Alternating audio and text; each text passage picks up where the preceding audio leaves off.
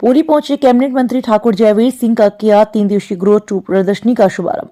उत्तर प्रदेश सरकार की मंशा के अनुसार उत्तर प्रदेश सरकार द्वारा चलाई जा रही विभिन्न जन कल्याणकारी लाभकारी योजनाओं एवं ग्रोथ 20 के तहत मैनपुरी के छोटे क्रिश्चियन ग्राउंड में 3 दिवसीय प्रदर्शनी का आयोजन किया, जिसमें मुख्य अतिथि के रूप में पहुंचे पर्यटन एवं सांस्कृतिक मंत्री ठाकुर जयवीर सिंह प्रदर्शनी का फीता काट कर दीप प्रज्वलित करते हुए शुभारंभ किया।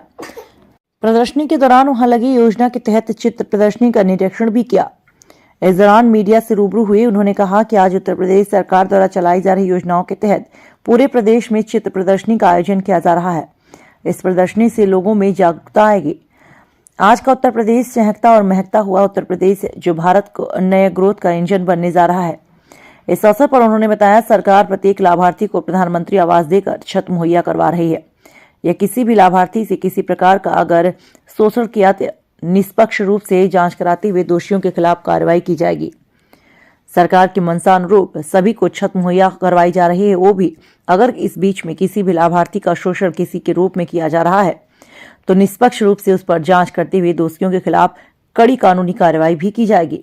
वहीं उन्होंने किसानों द्वारा उगाई गई आलू की फसल की वाजिब दाम को लेकर बताया, सरकार ने 650 रुपये प्रति क्विंटल के हिसाब से आलू का मूल्य खोला है। भारत सरकार को भी चिट्ठी लिखी गई है। अब उत्तर प्रदेश का किसान किसी भी दशा में बेहाल नहीं होगा।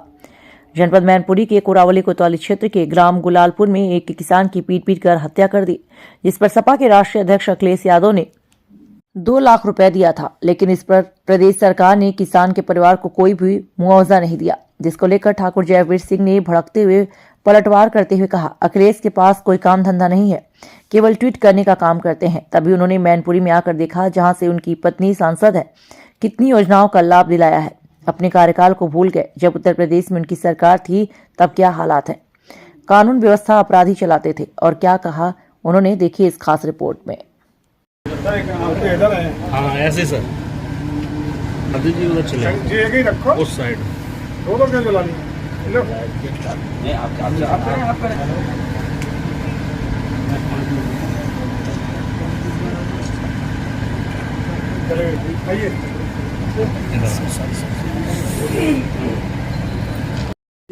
यहाँ पर क्रिश्चियन ग्राउंड में प्रदर्शनी लगाई गई है, जो उत्तर प्रदेश सरकार की जो ना नीतियों को दर्शाती है। सर पूरा मामला क्या है सर, इसका उद्देश्य क्या है? देखिए, उत्तर प्रदेश का बदलता हुआ उत्तर प्रदेश, महकता हुआ उत्तर प्रदेश, चमकता हुआ उत्तर प्रदेश और ग्लोबल इन्वेस्टर समिट के कीर्तिमान बनाता हुआ उत्तर प्रदेश, नए स्वरूप में दिखाई देने वाला उत्तर प्रदेश आज नए भारत का नया ग्रोथ इंजन बनने जा रहा है।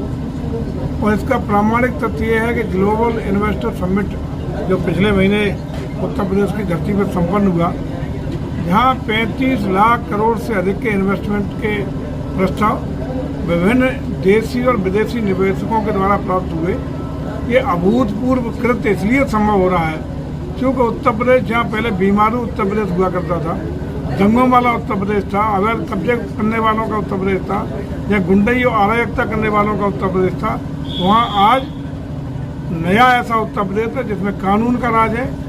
और खासकर न सिर्फ अकेले पूरे देश में बल्कि विदेश की धरती पर भी चर्चा इस बात की होती है कि यहाँ की गुंडई के खिलाफ, अराजकता के खिलाफ और खासकर कानून व्यवस्था और भ्रष्टाचार को लेकर जीरो टॉलरेंस की नीति के आधार पर उत्तर प्रदेश सरकार ने प्रदेश का चेहरा और मोहरा और स्वरूप नए परिवेश में पूरे विश्व के सामने रखने का काम किया है। और उसी आदरणीय योगी जी की नीतियों पर आज देश और अंतर्राष्ट्रीय स्तर के जितने भी इन्वेस्टर्स हैं, उन्होंने उत्तर प्रदेश की कानून व्यवस्था पर, यहाँ की व्यवस्थाओं पर, यहाँ की विकास की योजनाओं पर विश्वास प्रकट करते हुए उत्तर प्रदेश को नया उत्तर प्रदेश देने का, बनाने का संकल्प लिया है।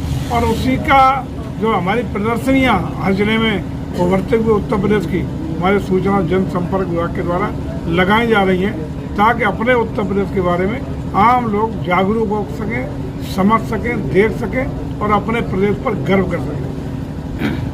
मंत्री ट्वीट किया उन्होंने कहा 650 से ऊपर आलू बिकना चाहिए, लेकिन अभी आधा से ज़्यादा किसान कोल्ड में पहुँचा चुके हैं आलू। आपको संभवतः कल अखबार में पढ़ा होगा, सरकार ने 650 रुपया जो समर्थन मूल्य है जी, उस मूल्य के आधार पर आज सहयोग करने का, ट्रांसपोर्ट सुविधाएं अदर स्टेट में भेजने का काम, इस तरह की सुविधा देने का कल फैसला लिया है। भारत सरकार को भी सहयोग के लिए चिट्ठी लिखी गई है। लेकिन ये सरकार का प्रयास होगा कि आलू का रेट हो या किसान की जो भी अन्न उपजें उनका समुचित मूल्य किसान तक पहुँचे, हमारा किसान किसी भी दशा में बेहाल न हो। ये सरकार इसके लिए कटिबद्ध है और इसके लिए प्रयासरत है। सपा के राष्ट्रीय अध्यक्ष ने अखिलेश कुरावली की घटना को लेकर ट्वीट किया। उन्होंने कहा है पीड़ित परिवार को हमारे द्वारा तो 2 लाख की राशि दे दी गई, मगर सरकार को अभी तक पीड़ित परिवार का सुध नहीं लिया गया है। मुझे लगता है अखिलेश जी पे ऐसा कोई काम धंधा तो है नहीं, न उन पर कोई नीतियाँ ठल्ले हैं, जमीन पर कुछ करना नहीं, टूटर खेलते रहते हैं बैठे बैठे, उसके अलावा कुछ बचा गया है।